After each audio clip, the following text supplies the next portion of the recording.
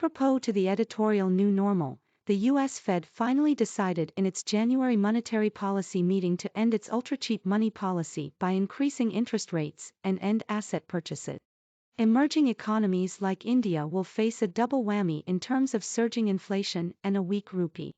Now that the Fed has decided to act, it is time for the RBI to shed its accommodative monetary policy and raise interest rates. Foreign investors pulling out money in the changed scenario is expected to put enormous pressure on exchange rate.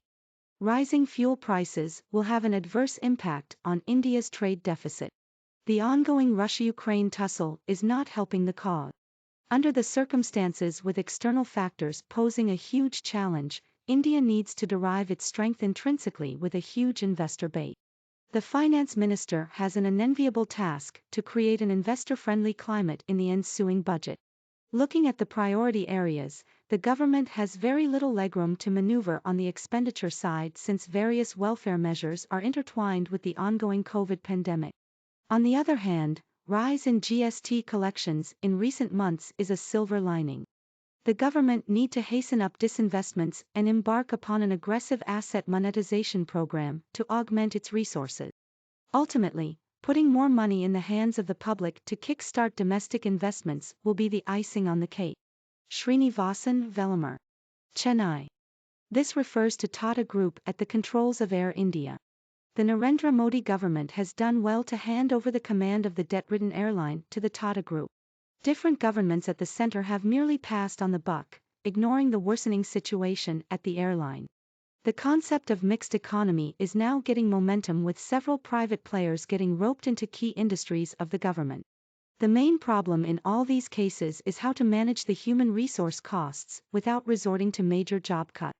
Katturu Durga Prasad Rao Hyderabad. In a move that involves not just business motives and strategies, but also a mix of emotions, including from the public, the Tatas, after 69 years, have taken over the control of Air India.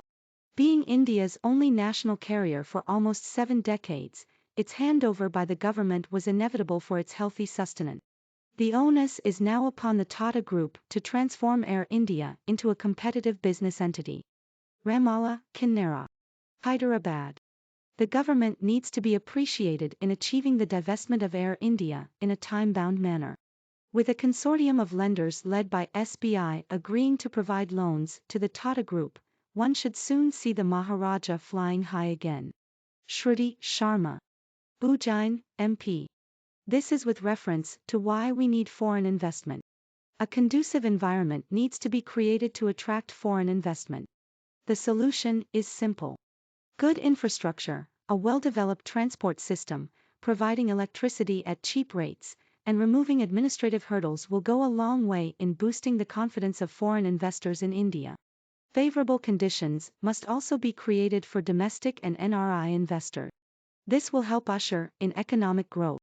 Depending too much on foreign investment, especially from countries like China with which we are at loggerheads over border issues, is not a good idea.